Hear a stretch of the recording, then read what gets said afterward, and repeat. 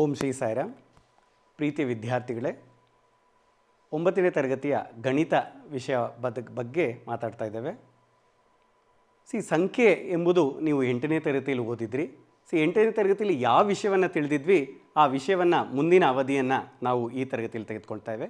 ಏನು ಸಂಖ್ಯೆ ಅಂತ ಹೇಳಿದ್ರೆ ಎಲ್ಲ ಕಡೆ ನಾವು ಸಂಖ್ಯೆ ವಿಷಯವನ್ನು ತಿಳಿತಾ ಹೋಗ್ತೇವೆ. ಒಂದು ತರಗತಿಯಲ್ಲಿ ಎಷ್ಟು ವಿದ್ಯಾರ್ಥಿಗಳಿರ್ತಾರೆ ಅಂತ ಸಂಖ್ಯೆಯನ್ನು ತಿಳಿತೇವೆ. ಅದೇ ರೀತಿ ಒಂದು ಅಂಗಡಿಗೆ ಹೋದಾಗ ಒಂದು ವಸ್ತನ್ನು ಕೊಂಡುಕೊಳ್ಳುವಾಗ ಎಷ್ಟು ಬೆಲೆ ಅಂತ ಕೇಳ್ತೇವೆ. ಅದೇ ರೀತಿ ಈ ತಿಂಗಳು ಮುಂದಿನ ವರ್ಷ ಯಾವುದೇ ವಿಷಯಕ್ಕೆ ತೆಗೆದುಕೊಂಡು ಹೋಗಬೇಕಾದ್ರೆ ನಾವು ಸಂಖ್ಯೆಯ ಒಂದು ಪ್ರಾಮುಖ್ಯತೆ ತುಂಬ ಅಮೂಲ್ಯವಾದದ್ದು. ಅದೇ ರೀತಿ ಈ ಸಂಖ್ಯೆಗಳು ಹಲವಾರು ವಿಧದಲ್ಲಿ ಮಾರ್ಪಟ್ಟಿದೆ. ಆ ಸಂಖ್ಯೆ ವಿಧಗಳನ್ನು ನಾವು ಈ 9ನೇ ತರಗತಿಯಲ್ಲಿ ಅಧ್ಯಯನಿಸೋಣ. ನಾನು ಈ ಒಂದು ತರಗತಿಯನ್ನು 5 ವಿಭಾಗವನ್ನಾಗಿ ಮಾಡ್ತೇನೆ. ಒಂದನೇದು ವಿವಿಧ ರೀತಿಯ ಸಂಖ್ಯಾಗಣಗಳು, ಎರಡನೇದು ಅಭಾಗಲಬ್ಧ ಸಂಖ್ಯೆಯನ್ನು ಸಂಖ್ಯಾ ರೇಖೆಯಲ್ಲಿ ಯಾವ ರೀತಿ ಮೂಡಿಸ್ತೇವೆ ಅಂತ, ಮೂರನೆಯದು ವಾಸ್ತವ ಸಂಖ್ಯೆಗಳು ಮತ್ತು ಅವುಗಳ ದಶಮಾಂಶ ವಿಸ್ತರಣೆಯನ್ನು ನೋಡ್ತೇನೆ. ಅದೇ ರೀತಿ ವಾಸ್ತವ ಸಂಖ್ಯೆಗಳ ಮೇಲಿನ ಕ್ರಿಯೆಗಳನ್ನು ನೋಡ್ತೇವೆ. 5ನೇದು ವಾಸ್ತವ ಸಂಖ್ಯೆಗಳಿಗೆ ಘಾತಾಂಕ ನಿಯಮಗಳನ್ನು ಹಾಕಿದಾಗ ಯಾವ ರೀತಿ ನಾವು ಸುಲಭ ರೂಪಕ್ಕೆ ತರಬಹುದು ಎಂಬುದು ಈ 5 ಘಟಕಗಳನ್ನು ನಾನು ಈ ಪಾಠದಲ್ಲಿ ವಿವರಣೆಯನ್ನು ಕೊಡ್ತೇನೆ. ಮೊದಲನೆಯದು ಸಂಖ್ಯಾ ಒಂದು ಶಾಸ್ತ್ರದಲ್ಲಿ ವಿಧಗಳನ್ನು ನೋಡ್ತಾ ಹೋಗೋಣ. ಸಂಖ್ಯಾಗಣಗಳು. ಈ ಸಂಖ್ಯಾಗಣಗಳಲ್ಲಿ ಸ್ವಾಭಾವಿಕ ಸಂಖ್ಯೆ, ಎರಡನೇದು ಪೂರ್ಣ ಸಂಖ್ಯೆ, ಮೂರನೇದು ಪೂರ್ಣಾಂಕಗಳು, ಅದಾದ ಮೇಲೆ ಭಾಗಲಬ್ಧ ಸಂಖ್ಯೆ, ಭಾಗಲಬ್ಧ ಆದಮೇಲೆ ಅಭಾಗಲಬ್ಧ ಸಂಖ್ಯೆ, ಮತ್ತು ಈ ಭಾಗಲಬ್ಧ ಮತ್ತು ಅಭಾಗಲಬ್ಧ ಸಂಖ್ಯೆನ ಎರಡನ್ನೂ ನಾವು ವಾಸ್ತವ ಸಂಖ್ಯೆ ಅಂತ ಕರಿತೇವೆ. ನಾವು 8ನೇ ತರಗತಿಯಲ್ಲಿ ಸ್ವಲ್ಪ ಪ್ರಮಾಣದಲ್ಲಿ ನಾವು ತಿಳಿದಿದ್ದೇವೆ. ಸ್ವಾಭಾವಿಕ ಸಂಖ್ಯೆ ಎಂದರೆ ಎನ್ನಿಂದ ಸೂಚಿಸಲ್ಪಡುತ್ತದೆ. ಎನ್ ಗಣದಲ್ಲಿ 1, 2, 3, 4 ಅದೇ ರೀತಿ ಮುಂದಿನ ಸಂಖ್ಯೆಗಳು ಬರ್ತಾ ಹೋಗುತ್ತೆ. ಇದನ್ನು ಎನ್ ಎಂಬ ಒಂದು ಅಕ್ಷರದಿಂದ ಸೂಚಿಸಲ್ಪಡುತ್ತದೆ. ಅದೇ ರೀತಿ ಪೂರ್ಣ ಸಂಖ್ಯೆ. ಪೂರ್ಣ ಸಂಖ್ಯೆ ಅಂದರೆ ಈ ಸ್ವಾಭಾವಿಕ ಸಂಖ್ಯೆಗೆ 0 ಎಂದು ಸೇರಿಸ್ಬಿಟ್ರೆ ಅದೇನಾಗುತ್ತೆ, ಸ್ವಾಭಾವಿಕ ಸಂಖ್ಯೆ ಆಗುತ್ತೆ. 0, 1, 2, 3, 4 ಮುಂದೆ ಹಲವಾರು ಸಂಖ್ಯೆಗಳು. ಅದೇ ರೀತಿ ಪೂರ್ಣಾಂಕಗಳು. ಪೂರ್ಣಾಂಕವನ್ನು ನಾವು ಸ್ವಾಭಾವಿಕ ಸಂಖ್ಯೆ, ಪೂರ್ಣ ಸಂಖ್ಯೆ ತೆಗೆದುಕೊಂಡು ಋಣಾತ್ಮಕ ಸಂಖ್ಯೆಗಳನ್ನು ತಗೊಂಡಾಗ ಈ ಸ್ವಾಭಾವಿಕ ಸಂಖ್ಯೆಗೆ ಋಣ ಚಿಹ್ನೆಯನ್ನು ಹಾಕಿದಾಗ ಏನಾಗುತ್ತೆ, ಪೂರ್ಣ ಸಂಖ್ಯೆ ಆಗುತ್ತೆ. ಐ ಎಂಬ ಗಣವನ್ನಲ್ಲಿ 0 ಇರುತ್ತೆ, 1, 2, 3, 4. ಅದೇ ರೀತಿ 0 ಹಿಂದ್ಗಡೆ -1, -2, -3 ಅನಂತವಾಗಿ ಹೋಗ್ತಾ ಇರುತ್ತೆ. ಈ ರೀತಿ ನಾವು ಇದನ್ನು ಪೂರ್ಣ ಸಂಖ್ಯೆನ ಐ ಎಂದು ಕರೆಯಲಾಗುತ್ತದೆ. ಅದೇ ರೀತಿ ಐನ ನಾವು ಝೆಡ್ ಅಂತ ಕರಿತೇವೆ. ಝೆಡ್ ಅಂದರೆ ಒಂದು ಜರ್ಮನ್ ಭಾಷೆಯ ಝೆಹ್ಲಿಂಗ್ ಎಂಬ ಪದದಿಂದ ಬಂದಿದೆ. ಝೆಹ್ಲಿನ್ ಅಂದರೆ ಎಣಿಸುವುದು. ಯಾವ ರೀತಿ ನಾವು ಇದನ್ನು ಎಣಿಸ್ತಾ ಹೋಗ್ತೇವೆ 1, 2, 3, 4 ಅದನ್ನು ನಾವು ಝೆಡ್ ಅಂತಲೂ ಕರೆಯಲಾಗುತ್ತೆ. ಅದೇ ರೀತಿ NWI ಈ 3 ಆದ ಮೇಲೆ ಭಾಗಲಬ್ಧ ಸಂಖ್ಯೆ ಅಂತ ಬರುತ್ತೆ. ಭಾಗಲಬ್ಧ ಸಂಖ್ಯೆ ಇಲ್ಲಿ P/Q. Q ಏನಾಗಿರ್ಬಾರ್ದು, 0 ಆಗಬಾರ್ದು. ಇದನ್ನು ನಾವು Q ಅಂತ ತಗೊತೇವೆ. ಇದು Q'. ಯಾಕೆ Q ಅಂತ ತಂದರೆ ಹೇಳ್ತೇನೆ. Q ಯಾಕೆ ಅಂತ ನಾವು ಅಂತಂದರೆ Q ಎಂಬುದು ರೇಷಿಯೋ, ಕೋಶೆಂಟ್ ಅಂತ ಹೇಳ್ತೇವೆ. Q ಎಂಬ ಪದ ನಾವು ಯಾಕೆ ಹೇಳ್ತೇವೆ ಅಂತಂದರೆ ಇದು P/Q ರೂಪದಲ್ಲಿರುತ್ತೆ. ಯಾಕೆ P/Q ರೂಪದಲ್ಲಿರುತ್ತೆ? Q ಎಂಬುದು ರೇಷಿಯೋ ಅಂದರೆ ಕನ್ನಡದಲ್ಲಿ ಭಾಗಲಬ್ಧ ಅಂತ ಹೇಳ್ತಲಾಗುತ್ತೆ. ಅದಕ್ಕೋಸ್ಕರ Q' ಅಂತಂದರೆ ಯಾವ ಸಂಖ್ಯೆಗಳು ಭಾಗಲಬ್ಧ ಅಲ್ಲದೆ ಇರೋದನ್ನೋ ಅದನ್ನೆಲ್ಲ ನಾವು ಏನಂತ ಕರಿತೇವೆ, Q' ಅಂತ ಕರಿತೇವೆ. ಎರಡು ಭಾಗಲಬ್ಧ ಸಂಖ್ಯೆ ಮತ್ತು ಅಭಾಗಲಬ್ಧ ಸಂಖ್ಯೆ ಎರಡನ್ನೂ ನಾವು ಸೇರಿಸಿದಾಗ ಆರ್ ಅಂತ ಕರಿತೇವೆ. ಏನು ಆರ್ ಅಂತಂದರೆ? ಆರ್ ಅಂತಂದರೆ ವಾಸ್ತವ ಸಂಖ್ಯೆ, ವಾಸ್ತವವಾಗಿರುವಂಥದ್ದು. ವಾಸ್ತವ ಅಂತಂದರೆ ಇದು P/Q Q ಆಗಿದೆ. Qನ್ನು ನಾವು ಸಂಯೋಗವನ್ನು ತೆಗೆದುಕೊಂಡಾಗ Q ಮತ್ತು Q' ಎರಡು ಸಂಯೋಗವನ್ನು ತೆಗೆದುಕೊಂಡಾಗ ಏನಾಗುತ್ತೆ, ಅದು ವಾಸ್ತವ ಸಂಖ್ಯೆ ಆಗುತ್ತೆ. ಇದೇ ರೀತಿ ನಾವು 8ನೇ ತರಗತಿಯಲ್ಲಿ ಸ್ವಾಭಾವಿಕ ಸಂಖ್ಯೆ ತಿಳಿದಿದ್ವಿ, ಪೂರ್ಣ ಸಂಖ್ಯೆ ತಿಳಿದಿದ್ವಿ, ಪೂರ್ಣಾಂಕವನ್ನು ತಿಳಿದಿದ್ವಿ. Q ಮತ್ತು Q' ಭಾಗಲಬ್ಧ ಮತ್ತು ಅಭಾಗಲಬ್ಧ ಸಂಖ್ಯೆಯನ್ನು ನಾವು 9ನೇ ತರಗತಿಯಲ್ಲಿ ಕಲಿತಿದ್ದೀವಿ. ಅದರ ಜೊತೆಗೆ ಈ ಎರಡನ್ನೂ ಸಂಯೋಗ ಮಾಡಿದಾಗ ಏನಾಗುತ್ತೆ, ಆರ್ ಆಗುತ್ತೆ. ಇದನ್ನು ನಾವು ವಾಸ್ತವ ಸಂಖ್ಯೆ ಅಂತ ಹೇಳ್ತೇವೆ. ಎಲ್ಲ ಸಂಖ್ಯೆಗಳನ್ನು ನಾವು ತಿಳಿದಿದ್ದೇವೆ. ಈ ಸಂಖ್ಯೆಗಳನ್ನು ನಾವು ಮುಂದಿನ ನಾವು ಅವಧಿಯಲ್ಲಿ ಯಾವ ರೀತಿ ಇದನ್ನ ವಿಂಗಡಣೆ ಮಾಡ್ತೇವೆ, ಭಾಗಲಬ್ಧ ಸಂಖ್ಯೆ ಮತ್ತು ಅಭಾಗಲಬ್ಧ ಸಂಖ್ಯೆನ ಯಾವ ರೀತಿ ವಿಂಗಡಣೆ ಮಾಡ್ತೇವೆ ಅಂತ ಒಂದೆರಡು ಉದಾಹರಣೆ ಮೂಲಕ ನೋಡೋಣ. ನಾನು ಹೇಳಿದೆ ಭಾಗಲಬ್ಧ ಸಂಖ್ಯೆ ಯಾವ ರೀತಿ ಇರುತ್ತೆ ಅಂತಂದರೆ P/Q ರೂಪದಲ್ಲಿರುತ್ತೆ. ನಾನು ಉದಾಹರಣೆಗೆ 1/5 ಅಂತ ಬರೆದಿದ್ದೇವೆ.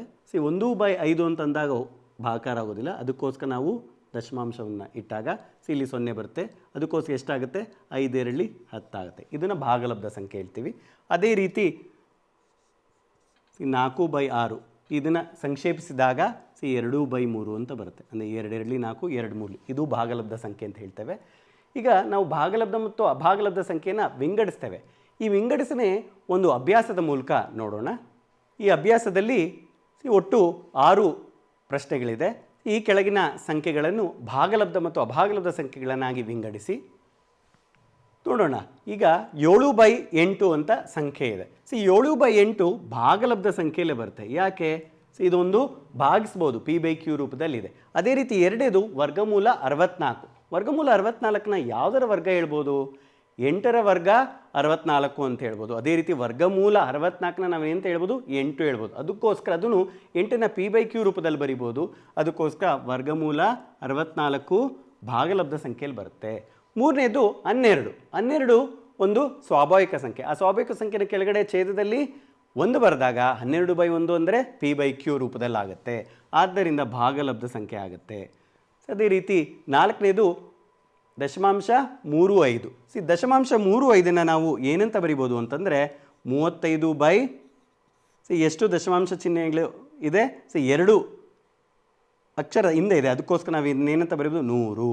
35/100 ಬರಿಬೋದು. ಹಾಗಾದರೆ 0.35 ಅನ್ನೋದು ಏನಾಗುತ್ತೆ? ಭಾಗಲಬ್ಧ ಸಂಖ್ಯೆ ಆಗುತ್ತೆ. 5ನೇ ಪ್ರಶ್ನೆ 0.01 001 001 ಅವಾಗೆ ತಿಳಿಸ್ತೆ. ಅದಕ್ಕೋಸ್ಕರ ಅದು ಅನಂತವಾಗಿ ಹೋಗ್ತಿರೋದ್ರಿಂದ ನಾವು ಯಾವುದಕ್ಕೆ ಸೇರಿಸಬೇಕು? ಅಭಾಗಲಬ್ಧ ಸಂಖ್ಯೆ ಗುಂಪಿಗೆ ಸೇರಿಸಬೇಕಾಗತ್ತೆ. 0.01 001 0001 ಅನಂತವಾಗಿ ಹೋಗ್ತಾ ಇರುತ್ತೆ. ಅದಕ್ಕೋಸ್ಕರ ಅದನ್ನು ಏನಂತ ಕರಿತೇವೆ? ಅಭಾಗಲಬ್ಧ ಸಂಖ್ಯೆ ಅಂತ ಹೇಳ್ತೇವೆ. ನೆಕ್ಸ್ಟ್ ಕೊನೆಯದು 6ನೇದು ಪೈ ಅಂತ. ಪೈ ಎಂಬ ಒಂದು ನಮಗೆ ಇದರ ಬೆಲೆಯನ್ನು ಲೆಕ್ಕಕ್ಕೆ ನಾವು ತೆಗೆದುಕೊಳ್ಬೇಕಾದ್ರೆ ಸಂಕ್ಷಿಪ್ತವಾಗಿ ನಾವು ಏನು ಹೇಳ್ತಾ ಇದ್ವಿ? 22/7 ಅಂತ ಹೇಳ್ತಾ ಇದ್ವಿ. ಆದರೆ ನಾವು ಯಾವುದೇ ಪೈಯನ್ನು ಯಾವುದೇ ಒಂದು ಲೆಕ್ಕಕ್ಕೆ ಅದನ್ನು ಪರಿಗಣಿಸಿದಾಗ ಅದರ ಬೆಲೆ 3.1419 ಅನೇಕ ಸಂಖ್ಯೆಗಳು ಬರ್ತಾ ಹೋಗುತ್ತೆ. ಅನೇಕ ಸಂಖ್ಯೆಗಳು ಬರ್ತಾ ಹೋಗ್ತಾ ಇರೋದ್ರಿಂದ ಅದನ್ನು ಅಭಾಗಲಬ್ಧ ಸಂಖ್ಯೆ ಅಂತ ನಾವು ಅದನ್ನು ಪರಿಗಣಿಸಲಾಗುತ್ತೆ. ಪೈ ಎಂಬುದು ಅಭಾಗಲಬ್ಧ ಸಂಖ್ಯೆ. ಈ ರೀತಿ ಸಂಖ್ಯಾಶಾಸ್ತ್ರದಲ್ಲಿ ನಾವು ಭಾಗಲಬ್ಧ ಸಂಖ್ಯೆ ಮತ್ತು ಅಭಾಗಲಬ್ಧ ಸಂಖ್ಯೆಯನ್ನು ವಿಂಗಡಣೆಯನ್ನು ಮಾಡಿದ್ವಿ. ವಿಂಗಡಣೆ ಮಾಡಿದ್ಮೇಲೆ 8ನೇ ತರಗತಿಯಲ್ಲಿ ನಾವು ಭಾಗಲಬ್ಧ ಸಂಖ್ಯೆಯನ್ನು ಸಂಖ್ಯಾರೇಖೆಯಲ್ಲಿ ಚಿತ್ರಿಸೋದನ್ನು ನಾವು ಕಲ್ತಿದ್ದೇವೆ. ಅದೇ ರೀತಿ ಅಭಾಗಲಬ್ಧ ಸಂಖ್ಯೆಯನ್ನು ಯಾವ ರೀತಿ ಸಂಖ್ಯಾರೇಖೆಯಲ್ಲಿ ಚಿತ್ರಿಸಬೇಕು ಅಂತ ಈ ಒಂದು 9ನೇ ತರಗತಿಯಲ್ಲಿ ನೋಡೋಣ. ಈ ಅಭಾಗಲಬ್ಧ ಸಂಖ್ಯೆಯನ್ನು ಯಾವುದೇ ಚಿತ್ರಿಸಬೇಕಾದ್ರೆ ನಮಗೆ ಅಷ್ಟು ಪರಿಣಿತವಾಗಿ ಮಾಡೋಕ್ಕೆ ಆಗೋದಿಲ್ಲ. ಯಾಕೆಂದರೆ ಉದಾಹರಣೆಗೆ ಒಂದು ಸಂಖ್ಯಾರೇಖೆಯನ್ನು ಒಂದು ತಗೊಂಡಾಗ ನಾವು ಯಾವುದೇ ಒಂದು ಸಂಖ್ಯೆಯನ್ನು ಬರಿಬೇಕಾದ್ರೆ 0 1 2 ಋಣಾತ್ಮಕ -1 ಋಣಾತ್ಮಕ -2 ಬರಿತಿದ್ವಿ. ಸಂಖ್ಯೆಯನ್ನು ನಾವು ಸಂಖ್ಯಾರೇಖೆಯಲ್ಲಿ ಬೆಲೆಯನ್ನು ನಾವು ಇಲ್ಲಿ ಗುರುತನ್ನು ಮಾಡ್ಬೋದು. ಆದರೆ ಅಭಾಗಲಬ್ಧ ಸಂಖ್ಯೆಯನ್ನು ಯಾವ ರೀತಿ? ಉದಾಹರಣೆಗೆ ಅಭಾಗಲಬ್ಧ ಸಂಖ್ಯೆಯನ್ನು ವರ್ಗಮೂಲ 2 ವರ್ಗಮೂಲ 3 ಯಾವ ರೀತಿ ಸಂಖ್ಯಾರೇಖೆಯಲ್ಲಿ ನಾವು ಚಿತ್ರಿಸ್ಬೋದು ಅಂತ ನಾವು ಮಾಡೋಕ್ಕೆ ಆಗೋದಿಲ್ಲ.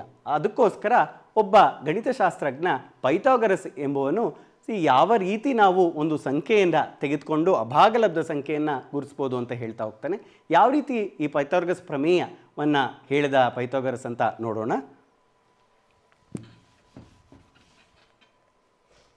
ಒಂದು ತ್ರಿಭುಜ ಯಾವ ಥರ ತ್ರಿಭುಜ ಇದೆ ಅಂತಂದರೆ ಇದು ಲಂಬಕೋನ ತ್ರಿಭುಜ. ABC ಎಂಬ ಬಿಂದುಗಳು ಒಂದು ತ್ರಿಭುಜವನ್ನು ಮಾಡ್ತಾ ಇದೆ. ಬಿ ಎಂಬ ಬಿಂದುವಲ್ಲಿ 90 ಡಿಗ್ರಿ ಇದೆ, ಒಂದು ಲಂಬಕೋನವಿದೆ. ಒಂದು ಲಂಬಕೋನ ಇದ್ದಾಗ ಆ ಲಂಬಕೋನ ಶೃಂಗಬಿಂದು ಎದುರುಗಡೆ ಇರುವಂಥದ್ದು ವಿಕರ್ಣ ಅಂತ ಹೇಳ್ತೇವೆ. ಇದು ವಿಕರ್ಣ, ಅತಿ ಹೆಚ್ಚು ಇರುವಂಥದ್ದು. ಈ ವಿಕರ್ಣ ಪೈಥಾಗರಸ್ ಪ್ರಮೇಯ ಏನಂತ ಹೇಳುತ್ತೆ ಅಂತಂದರೆ ಯಾವುದೇ ಒಂದು ಲಂಬಕೋನ ತ್ರಿಭುಜದಲ್ಲಿ ವಿಕರ್ಣವಾದ ವರ್ಗ ಈಸ್ ಈಕ್ವಲ್ ಟು ಉಳಿದೆರಡು ಬಾಹುಗಳ ವರ್ಗದ ಮೊತ್ತಕ್ಕೆ ಸಮನಾಗಿರುತ್ತೆ. ಇದು ಪೈಥಾಗರಸ್ ಪ್ರಮೇಯ ಹೇಳ್ತಾನೆ. ಏನು ಹೇಳ್ತಾನೆ ಅಂತ ನೋಡೋಣ. ABC ತ್ರಿಭುಜ ABCಯಲ್ಲಿ ತ್ರಿಭುಜ ಎ ಬಿ ಸಿಯಲ್ಲಿ ಸಿ ಎ ಸಿ ಸ್ಕ್ವೇರ್ ಎಂಬುದು ಲಂಬಕೋನದ ಅಭಿಮುಖ ಬಾಹು, ಅದು ವಿಕರ್ಣ. A C square is equal to A B square plus B C square.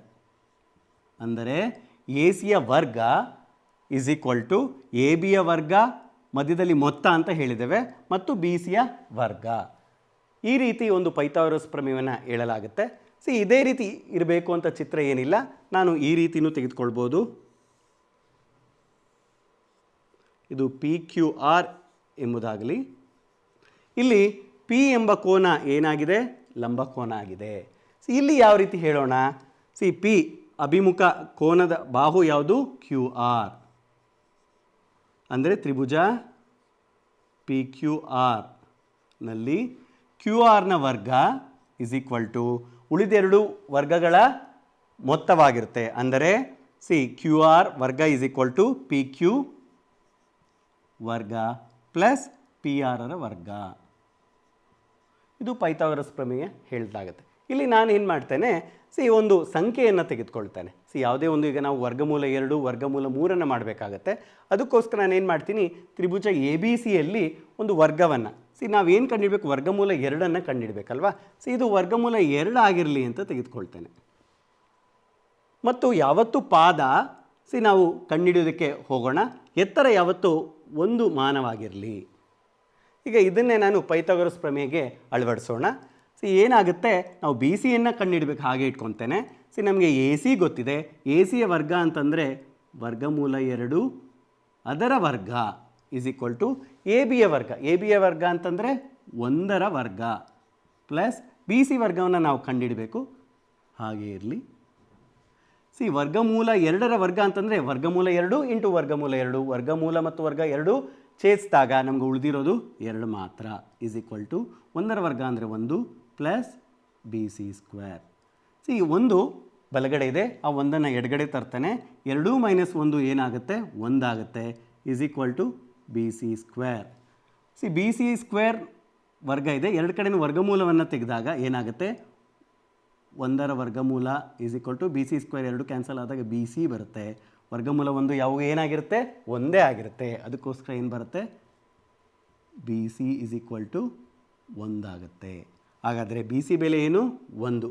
ಅಂದರೆ ನಮಗೆ ವರ್ಗಮೂಲ 2ನ್ನು ಕಂಡುಹಿಡಿಬೇಕು ಅಂತಂದರೆ ಪಾದ 1 ಮಾನ ಮತ್ತು ಎತ್ತರ 1 ಮಾನ ತೆಗೆದುಕೊಂಡಾಗ ನಾವು ಬಿ ಸಿ ಎಷ್ಟು ತಗೊಬೋದು? ಒಂದು ಲಂಬಕೋನ ತ್ರಿಭುಜದಲ್ಲಿ ವರ್ಗಮೂಲ 2 ಕಂಡುಹಿಡಿಬೋದು. ಅದೇ ರೀತಿ ನನಗೆ ಇಲ್ಲಿ ಪಿ ಕ್ಯೂ ಆರ್ ತ್ರಿಭುಜದಲ್ಲಿ ಅಭಿಮುಖ ಬಾಹು, ಈ ಲಂಬಕೋನದ ಅಭಿಮುಖ ಬಾಹು ವರ್ಗಮೂಲ 3 ಇರಲಿ ಅಂತ ತೆಗೆದುಕೊಳ್ತಾನೆ. 3 ಇರಲಿ ಅಂತಂದರೆ ಎತ್ತರ, ಎತ್ತರ ಯಾವಾಗ ಎಷ್ಟಾಗಿರಬೇಕು? 1 ಮಾನ ಆಗಿರಬೇಕು. ಇದು 1 ಮಾನ ಅಂತ ತೆಗೆದುಕೊಳ್ತೇನೆ. ಈಗ ಇಲ್ಲಿ ನಾವು ಪೈಥಾಗರಸ್ ಪ್ರಮೇಯವನ್ನು ಅಳವಡಿಸೋಣ. ಯಾವ ರೀತಿ? ಕ್ಯೂ ಆರ್ ಸ್ಕ್ವೇರ್ ಗೊತ್ತಾಯ್ತಲ್ಲ? ಕ್ಯೂ ಆರ್ ಸ್ಕ್ವೇರ್ ಅಂತಂದರೆ ಎಷ್ಟಾಯಿತು? ವರ್ಗಮೂಲ 3 ಅದರ ವರ್ಗ is equal to P Q square. P Q square ಅಂದರೆ ಎಷ್ಟಾಯಿತು? 1ರ ವರ್ಗ ಪ್ಲಸ್ ಪಿ ಆರ್ ಸ್ಕ್ವೇರ್ ಅಂದರೆ ಪಿ ಆರ್ ವರ್ಗ. ಪಿ ಆರ್ ವರ್ಗ ನಾವು ಕಂಡುಹಿಡಬೇಕು, ಹಾಗೆ ತೆಗೆದುಕೊಳ್ಳೋಣ. ಇಲ್ಲಿ ವರ್ಗಮೂಲ 3ರ ವರ್ಗ ಅಂತಂದರೆ ವರ್ಗಮೂಲ ಮತ್ತು ವರ್ಗ 2 ಏನಾಗುತ್ತೆ? ಛೇದಿಸುತ್ತೆ. ಬಂದಿರೋಂಥದ್ದು 3. ಇಲ್ಲಿ 1ರ ವರ್ಗ ಅಂತಂದರೆ 1 ಪ್ಲಸ್ ಪಿ ಆರ್ ಸ್ಕ್ವೇರ್. 1 ಬಲಗಡೆ ಇದೆ, ಅದನ್ನು ಎಡಗಡೆ ತೊಗೊಂಬರ್ತಾನೆ. ಹಾಗಾದರೆ 3ರಲ್ಲಿ 1 ಕಳೆದರೆ ಎಷ್ಟು? 2 is equal to P R square. ನಮಗೆ ಬೇಕಾಗಿರೋದು ಪಿ ಆರ್, ಅದಕ್ಕೋಸ್ಕರ ವರ್ಗನ ಈ ಕಡೆ ತೆಗೆದುಕೊಂಡಾಗ ವರ್ಗಮೂಲ ಆಗುತ್ತೆ. ವರ್ಗಮೂಲ 2 is equal to P R. ಅಂದರೆ ಬೆಲೆ ಪಿ ಆರ್ ಏನಾಯಿತು? ವರ್ಗಮೂಲ 2 ಬಂತು.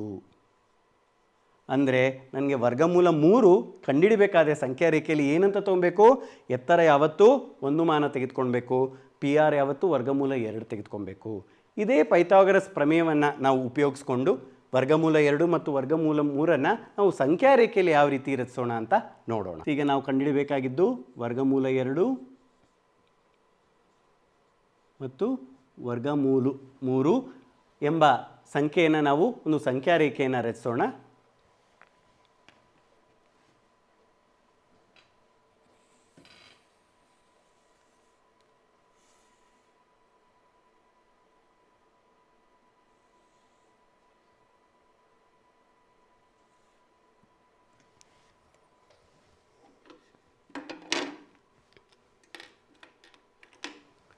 ಒಂದು ಸಂಖ್ಯಾ ರೇಖೆಯಲ್ಲಿ ನಾವು ಪ್ರತಿಯೊಂದು ಮಾನವನ್ನು ನಾವು ಸಮವಾಗಿ ತೆಗೆದುಕೊಳ್ತಾ ಹೋಗೋಣ.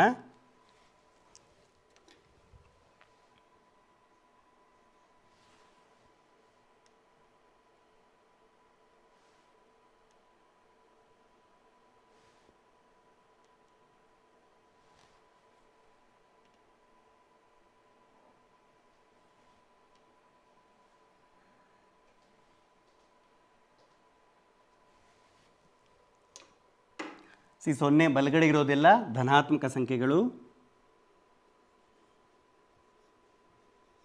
0 ಎಡಭಾಗದಲ್ಲಿರೋದೆಲ್ಲ ಋಣಾತ್ಮಕ ಸಂಖ್ಯೆಗಳು.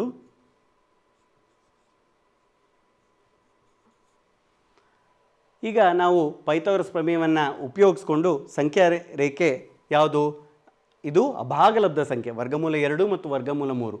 ಮೊದಲಾಗಿ ವರ್ಗಮೂಲ 2 ನಾವು ಸಂಖ್ಯಾ ರೇಖೆ ಮೇಲೆ ಚಿತ್ರಿಸೋಣ. ಅದಕ್ಕೆ ಮುಂಚೆ 0 ಮತ್ತು 1 ಇದು ನಮಗೆ ಒಂದು ಮಾನ ಆಗಿದೆ. ಅದೇ ರೀತಿ 1ರ ಮೇಲೆ ಒಂದು ಎತ್ತರ ಒಂದು ಮಾನವನ್ನು ತೆಗೆದುಕೊಳ್ಳೋಣ.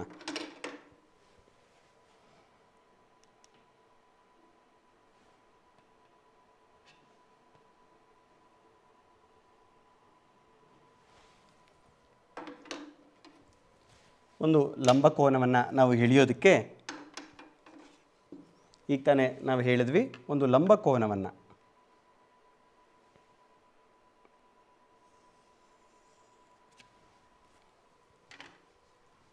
ಇದರ ಒಂದು ಕೋನ 90 ಡಿಗ್ರಿ ಆಗಿದೆ.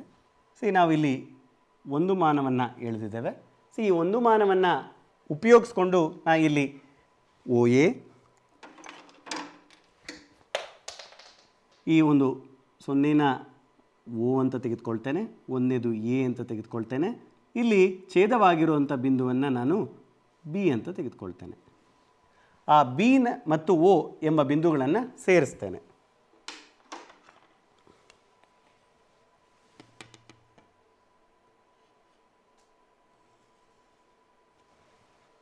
ಒಂದು ತ್ರಿಭುಜ OAB ಲಂಬಕೋನವಾಗಿದೆ.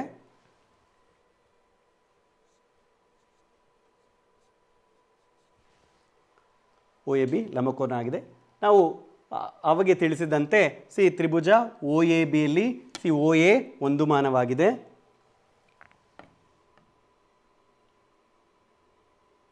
ಅದೇ ರೀತಿ ABನೂ ಒಂದು ಮಾನವಾಗಿದೆ. OA ಒಂದು ಮಾನ, AB ಒಂದು ಮಾನ ಬಂದಾಗ ನಮಗೆ OB ಬೆಲೆ ಎಷ್ಟು ಬರುತ್ತೆ ಅಂತಂದರೆ ವರ್ಗಮೂಲ 2 ಬರುತ್ತೆ. ಈ ರೀತಿ ತಿಳಿಸಬಹುದು ನಾವು. ತ್ರಿಭುಜ OABಯಲ್ಲಿ OB square is equal to OA square plus AB square. OB square ಅಂತಂದರೆ ನಾವೀಗ ಕಂಡುಹಿಡಿಯಲಾಗುತ್ತದೆ. OA ಸ್ಕ್ವೇರ್ ಅಂದರೆ ಒಂದು ಮಾನ 1 ಸ್ಕ್ವೇರ್ ಪ್ಲಸ್ AB ಸ್ಕ್ವೇರ್ ಅಂದರೆ ಒಂದು ಮಾನ 1 ಸ್ಕ್ವೇರ್. 1 + 1 2 ಆಯಿತು. OB ವರ್ಗ 2 ಆದರೆ OB ಇಸ್ ಈಕ್ವಲ್ ಟು ಎಷ್ಟಾಯಿತು? ವರ್ಗಮೂಲ 2 ಬಂತು. ನಾವು ಒಂದು ಸಂಖ್ಯಾ ರೇಖೆ ಮೇಲೆ ವರ್ಗಮೂಲ 2 ಈಗ ನಾವು ಒಂದು ತ್ರಿಭುಜದಲ್ಲಿ ಕಂಡುಹಿಡಿದ್ದೇವೆ. ರೇಖೆ ಮೇಲೆ ತಿಳಿಸಬೇಕಾದ್ರೆ ಏನು ಮಾಡ್ತೀವಿ? OB ಎಂಬ ಬಾಹುವನ್ನು ನಾವು ಇಲ್ಲಿಗೆ ತರ್ತೇವೆ. ಈ ವಿಕರ್ಣವನ್ನು ನಾವು ಸಂಖ್ಯಾ ರೇಖೆ ಮೇಲೆ ತರ್ತೇವೆ.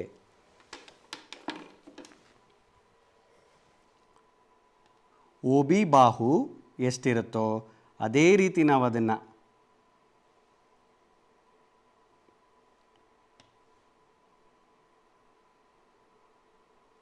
ಸಂಖ್ಯಾ ರೇಖೆ ಮೇಲೆ ತಂದ್ವಿ.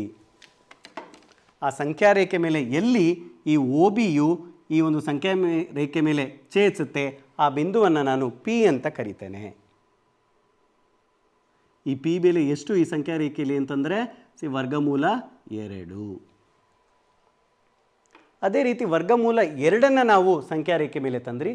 ವರ್ಗಮೂಲ 3 ಲಂಬಕೋನ ತ್ರಿಭುಜವನ್ನು ಉಪಯೋಗಿಸ್ಕೊಂಡು ಅಂದರೆ ಪೈಥಾಗರಸ್ ಪ್ರಮೇಯವನ್ನು ಉಪಯೋಗಿಸ್ಕೊಂಡು ನಾವು ಇಲ್ಲಿ ಚಿತ್ರಿಸೋಣ.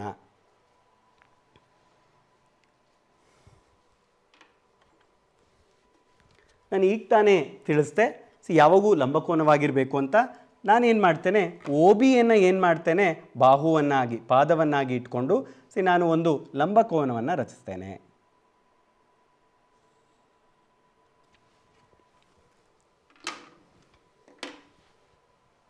ಸಿ ಈ ಒಂದು ಬಿ ಎಂಬ ಬಿಂದು ಎಷ್ಟಾಗಿದೆ 90 ಡಿಗ್ರಿ ಆಗಿದೆ.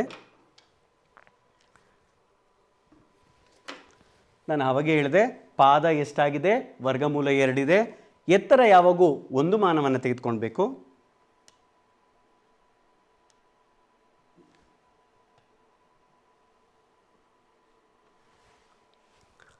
ಆ ಛೇದಿಸೋ ಬಿಂದುವನ್ನು ನಾನೇನಂತ ಕರಿತೀನಿ, ಸಿ ಅಂತ ಕರಿತೇನೆ.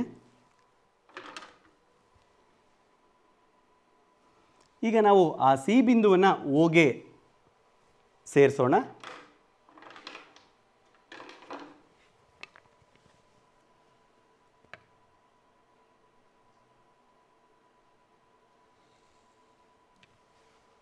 ಈಗ ನಮಗೆ ಯಾವ ತ್ರಿಭುಜ ಬಂತು ಮಕ್ಕಳೇ? ಒ ಬಿ ಸಿ ಎಂಬ ಲಂಬಕೋನ ತ್ರಿಭುಜ ಬಂದಿದೆ ನೋಡಿ. ತ್ರಿಭುಜ ಒ ಬಿ ಸಿ. ಇದಕ್ಕೆ ಪೈಥಾಗರಸ್ ಪ್ರಮೇಯವನ್ನು ಅಪ್ಲೈ ಮಾಡೋಣ. ಯಾವ ರೀತಿ? ಒ ಬಿ ಸಿಯಲ್ಲಿ ಒ ಸಿ ವರ್ಗ ಇಸ್ ಈಕ್ವಲ್ ಟು ಒ ಬಿಯ ವರ್ಗ ಪ್ಲಸ್ ಸಿ ಬಿಯ ವರ್ಗ. ಈಗ ಇಲ್ಲಿ ನಾನು ಒ ಸಿಯ ವರ್ಗವನ್ನು ಕಂಡುಹಿಡಬೇಕು. ಈ ಒ ಬಿಯ ವರ್ಗವನ್ನು ಗೊತ್ತಿದೆ, ಎಷ್ಟಿದೆ? ವರ್ಗಮೂಲ 2ರ ವರ್ಗ ಪ್ಲಸ್ ಸಿ ಬಿಯ ವರ್ಗ. ಸಿ ಬಿಯ ವರ್ಗ ಎಷ್ಟು ಹೇಳಿ? 1 ಮಾನ ಅಂತ ತೆಗೆದುಕೊಂಡಿದ್ದೇವೆ. ಅಲ್ಲಿ ಬರೆದ್ಬಿಡೋಣ 1 ಮಾನ ಅಂತ.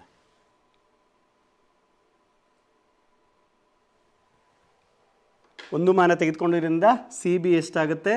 1ರ ವರ್ಗ. ಸಿ ವರ್ಗಮೂಲ 2ರ ವರ್ಗ ಅಂತಂದ್ರೆ ಏನಾಗುತ್ತೆ? ವರ್ಗಮೂಲ ಮತ್ತು ವರ್ಗ 2 ಛೇದಿಸಿ ಎಷ್ಟು ಬರುತ್ತೆ? ಸಿ 2 ಬರುತ್ತೆ. ಪ್ಲಸ್ 1ರ ವರ್ಗ ಅಂತಂದರೆ 1. ಹಾಗಾದರೆ ಓ ಸಿಯ ವರ್ಗ ಏನಾಗುತ್ತೆ? 3 ಆಗುತ್ತೆ. ಓ ಸಿಯ ವರ್ಗ 3 ಆದರೆ ವರ್ಗಮೂಲ 2 ಕಡೆ ತೆಗೆದುಕೊಂಡಾಗ ಏನಾಗುತ್ತೆ? O C is equal to ವರ್ಗಮೂಲ 3. ಅಂದರೆ ನಮಗೆ ಈ ಓ ಸಿಯ ಬೆಲೆ ಎಷ್ಟು ಬಂತು? ವರ್ಗಮೂಲ 3 ಬಂತು. ನೋಡಿ, ಇದೇ ರೀತಿ ಒಂದು ವರ್ಗಮೂಲ 2, ವರ್ಗಮೂಲ 3, ಇದೇ ರೀತಿ ನಾವು ಲಂಬಕೋನವನ್ನು ತೆಗೆದುಕೊಂಡು ಲಂಬಕೋನ ತ್ರಿಭುಜವನ್ನು ತೆಗೆದುಕೊಂಡು ನಾವು ಅದೇ ರೀತಿ ತೆಗೆದುಕೊಳ್ತಾ ಹೋದಾಗ ವರ್ಗಮೂಲ 4, ವರ್ಗಮೂಲ 5, ವರ್ಗಮೂಲ 6 ಇದೇ ರೀತಿ ಹಲವಾರು ತ್ರಿಭುಜಗಳನ್ನು ನಾವು ಸರಳ ರೂಪದಲ್ಲಿ ರಚಿಸ್ಬೋದು. ಈ ರೀತಿ ವರ್ಗಮೂಲ 2, 3, 4, 5, 6 ಎಲ್ಲವನ್ನ ರಚಿಸ್ತಾ ಹೋಗಿದಾಗ ಒಂದು ಸುರುಳಿ ಬರುತ್ತೆ, ವರ್ಗಮೂಲದ ಸುರುಳಿ. ಅದು ಒಳ್ಳೆಯ ರೀತಿಯಲ್ಲಿ ವಿನ್ಯಾಸ ರೀತಿಯಲ್ಲಿ ನಾವು ನೋಡ್ಬೋದು. ಆ ವಿನ್ಯಾಸ ರೀತಿಯನ್ನು ನೋಡೋದಕ್ಕೆ ಒಂದು ವಿಡಿಯೋ ತುಣುಕನ್ನು ನೋಡೋಣ.